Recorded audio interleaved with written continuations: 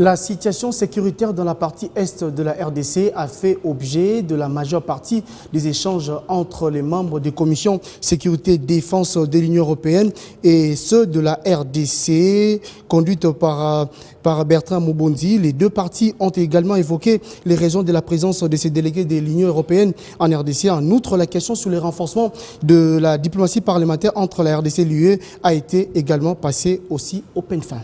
Nous avons échangé avec les deux commissions défense et sécurité du Sénat et de l'Assemblée nationale pour un peu expliquer notre mission de paix et sécurité qui est ici chez nous en RDC. L'idée de cette mission, c'était de faire le point par rapport au suivi de cette mission d'identification dont vous vous rappelez peut-être, qui a eu lieu en octobre 2022. Pour un appui à la 31e brigade de réaction rapide basée à Kindu.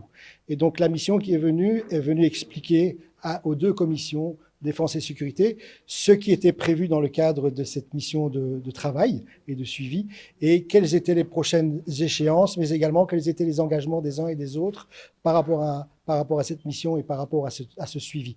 L'idée étant effectivement de présenter aux représentants du peuple l'ensemble des activités qui seront menées et de voir avec eux comment on peut travailler main dans la main pour s'assurer qu'effectivement, il puisse y avoir un suivi citoyen, un suivi du peuple, des représentants du peuple par rapport à cette... Et le seul souci qui est le nôtre, c'est de toujours échanger avec nos partenaires, surtout avec comme objectif, bien évidemment, nous rassurer que nous pouvons trouver des solutions qui vont aller dans le sens de nous permettre d'avoir une armée qui monte en puissance et qui soit en mesure de sécuriser nos populations, mais aussi nos frontières. Et donc aujourd'hui, c'était un grand plaisir de recevoir cette grande délégation.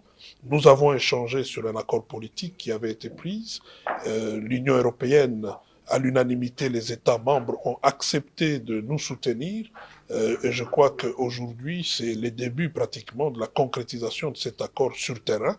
Et nous, en tant que commission défense et sécurité au niveau du Parlement, nous allons avoir un œil ouvert et nous rassurer que ce projet va atteindre l'objectif qui est escompté. Je crois que c'est concret.